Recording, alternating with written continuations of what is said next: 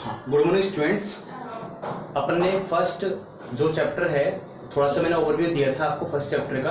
बाकी और डिटेल से मैं आप क्लास में जब लाइव होंगे तब आपको अच्छे से पढ़ाऊंगा बेटा मैं, क्योंकि वो तभी आपको थोड़ा समझ में आ पाएगा। ये तो शायद थोड़ा पढ़ लेना, ठीक है बेटा। आज हम शुरुआत कर रहे हैं बेटा लेक्चर जो चैप्टर नंबर 2 है, that is unit and measurement. ठीक है, ये अपना सेकंड चैप्टर है, यहीं से आपकी स्टार्टिंग होनी है। फर्स्ट चैप्टर में थोड़ा सा आपका ओवरव्यू है, जिसमें आपको सिर्फ यही पढ़ना है कि कौन सा इंटरेस्ट था, क्या आपका रिलेशन है आपका सोसाइटी में फिजिक्स का क्या आपका कंट्रीब्यूशन है। यही सारी बातें आपको स्टडी करनी है, जिनको अपन आराम से सेल्फ पढ़ लेना, और नहीं समझ में आए तो बेटा मैं आपको बता दूंगा, ठीक है बेटा।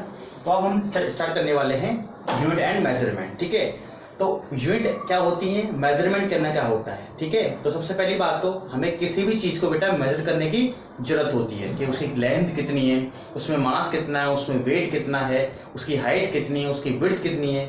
ये सारा क्या होता है बेटा, आपका मेजरमेंट होता है। और आपको पता है उस मेजरमेंट में जो भी क्वांटिटी की बात कर रहे हैं, चाहे वो लेंथ की बात करें, चाहे अपन हाइट की बात करें, उसकी क्या होती है, स्पेसिफिक यूनिट होती है। तो इसलिए इस चैप्टर का नाम है आपका यूनिट एंड मेजरमेंट। ठीक है, तो सबसे पहले बात करते हैं अपन इसमें कि जो मेजरमेंट करना है वो किस चीज का करना है। ठीक है बेटा, तो मेजरमेंट करना जिनका करते हैं उन्हें बोलते हैं बेटा अपन फिजिकल क्वांटिटी। फिजिकल क्वांटिटी, ठीक है। हाँ, तो सबसे पहले बात करते हैं कि फिजिकल क्वांटिटी होती क्या चीज है। तो अपन कहते हैं बेटा इसकी डेफिनेशन कि are those quantities which are measurable। ठीक है, are those quantities which are measurable are known as physical quantity.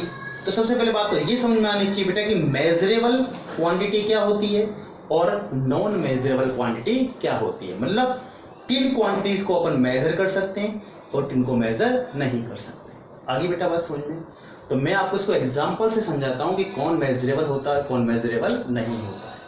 जैसे आपके सामने मैंने बोला बेटा एक बस, जैसे ही मैं बस कहूंगा BUS बस, तो आप क्या करोगे, मेजरेबल है या नॉन मेजरेबल है। तो मैं कहूंगा भाई ये नॉन मेजरेबल है। भाई बस को मैं क्या मेजर करूं, भाई बस सिर्फ बोला है सर आपने, तो हम मेजर क्या करें। अगर आप सर बोलते लेंथ ऑफ बस, हाइट ऑफ बस, विड्थ ऑफ बस, वेट ऑफ बस, तो शायद अपन मेजर कर सकते थे। क्यों, लेंथ है तो आराम से मेजर कर लेते हैं इसके लेकर, साहब इतनी है फीता लेकर, इतनी लेंथ है इसकी, ऐसे हाइट मेजर कर लेते, वेट मेजर कर लेते। लेकिन सिर्फ बस कहा है तो बस is not measurable, but height of बस, लेंथ ऑफ बस, विड्थ ऑफ बस, वेट ऑफ बस, दैट इज मेजरेबल। आगे क्या बात समझिए बेटा।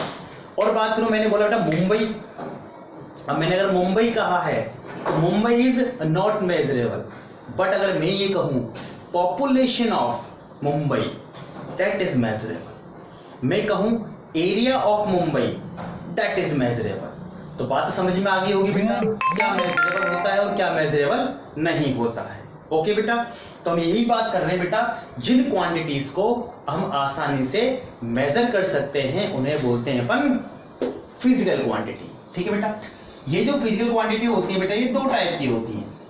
ठीक है, पहली होती है बेटा ये फंडामेंटल,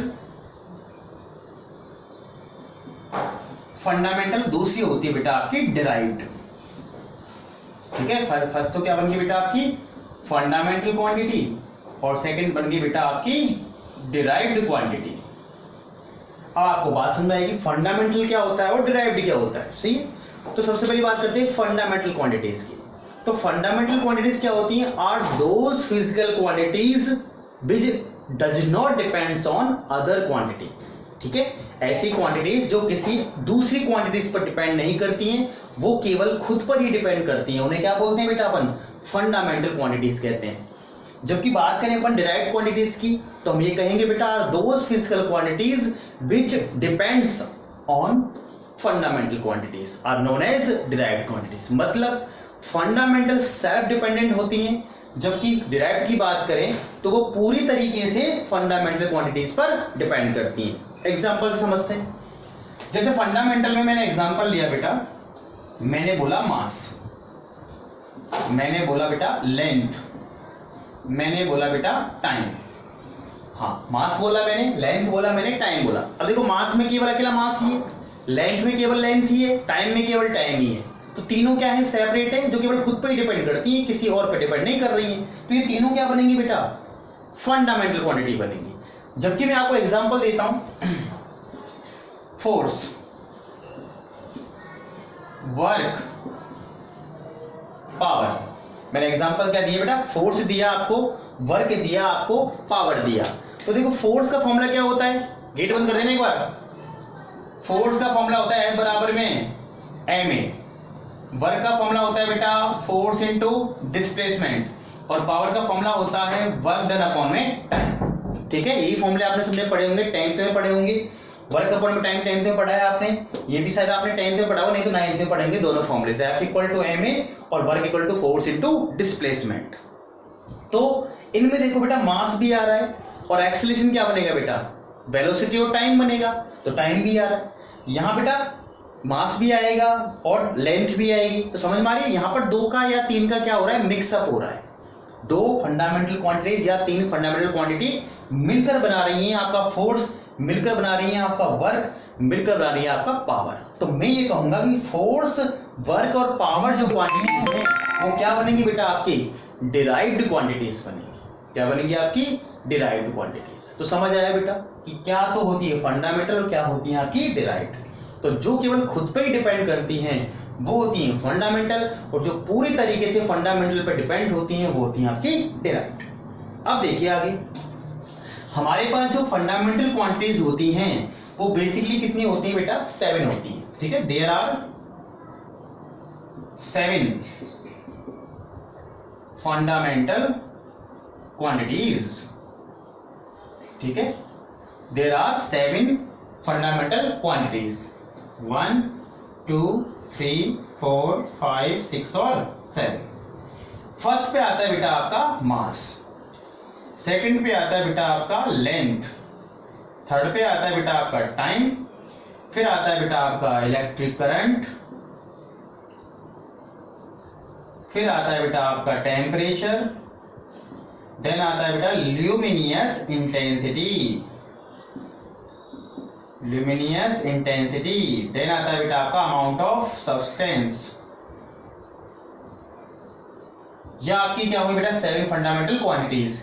इसका क्या होती है बेटा, यूनिट होती है आपकी किलोग्राम, इसकी यूनिट होती है बेटा आपकी मीटर, इसकी होती है बेटा आपकी सेकंड, इलेक्ट्रिक करंट की क्या होती है बेटा एम्पियर, इसकी होती है बेटा आपकी केल्विन, इसकी होती है बेटा आपकी कैंडेला, और इसकी होती है बेटा आपकी मोल। ये याद रखना है बेटा आपको। मास की यूनिट क्या होती है किलोग्राम, लेंथ की होती है मीटर, टाइम की होती है सेकंड, इलेक्ट्रिक करंट की एम्पियर, टेम्परेचर की केल्विन, ल्यूमिनस इंटेंसिटी की कैंडेला, अमाउंट ऑफ सब्सटेंस की मोल। सिंबल होते हैं बेटा, किलोग्राम को शॉर्ट में क्या लिखना है केजी, मीटर को क्या लिखना है बेटा एम, सेकंड को एस, एम्पियर को ए, केल्विन को के, कैंडेला को लिखना है बेटा आपको सीडी, और मोल को लिखना है आपको एमओ। ठीक है बेटा, ये 7 होती हैं आपकी फंडामेंटल क्वांटिटीज। इन्हीं से आपको जितनी भी क्वांटिटीज मिलेंगी वो सारी के सारी आपकी होंगी डिराइव्ड, सारी डिराइव्ड होंगी, और वो सारी इन 7 से मिलकर ही बनेगी। इन 7 क्वांटिटीज को छोड़कर 2 क्वांटिटीज और होती हैं, accept these fundamental quantities there are 2 supplementary quantities। ठीक है भाई, इन 7 को छोड़कर हमारे पास 2 क्या होती हैं बेटा, सप्लीमेंट्री क्वांटिटीज होती हैं। पहला होता है बेटा आपका प्लेन एंगल, दूसरा होता है बेटा आपके पास सॉलिड एंगल। प्लेन एंगल को कहते हैं बेटा 2 डायमेंशन, और सॉलिड को कहते हैं बेटा अपन 3 डायमेंशन। प्लेन को 2 डायमेंशन, सॉलिड को 3 डायमेंशन। प्लेन एंगल की यूनिट होती है बेटा रेडियन, और इसकी होती है बेटा आपकी स्टे रेडियन, है ना, ध्यान रखना। ये इसकी तो होती है बेटा आपकी रेडियन, इसकी होती है आपकी स्टे रेडियन। ठीक है, प्लेन एंगल क्या होता है बेटा, कि अगर मान लीजिए किसी प्लेन में अपन जो एंगल बनाते हैं, मीन्स अभी तक जो आपने एंगल बनाए हैं 90 डिग्री बनाते हो, आप 120 बनाते हो, 45 बनाते हैं, 60 बनाते हैं, वो सारे कौन से एंगल होते हैं बेटा? प्लेन एंगल होते हैं, जो किसके द्वारा बनते हैं बेटा? आर्क के द्वारा। जैसे मान लीजिए एक मैंने यहाँ पे पॉइंट लिया, यहाँ पे एक आर्क खींचा, इसको इससे ज्वाइन कर दिया, तो ये कौन सा एंगल बना बेटा आपका? That is plane angle. जो प्लेन में एंगल बनता है उसे बोलते हैं प्लेन एंगल। और सॉलिड एंगल क्या होता है बेटा? कि मान लीजिए आपने कोन देखा है, कोन, एक सॉलिड कोन, या आपने देखी होगी बेटा जोकर की टोपी, है ना? ये क्या होती है बेटा? ये नीचे क्या होता है, इसमें एक सर्कल होता है ना? तो एक क्या बन गया? ये सरफेस बन गया। अब सरफेस से क्या बनता है? यहाँ पर आपका जो एंगल फॉर्म होता है, इस सर्कल से जो एंगल फॉर्म होता है, तो सरफेस से जो एंगल फॉर्म होता है उसे बोलते हैं बेटा अपन 3D एंगल। ठीक है, तो ये आपकी स्टार्टिंग फर्स्ट लेक्चर था, आराम से आपको समझ में आ गया होगा। ठीक है बेटा, तो फिर थैंक यू वेरी मच।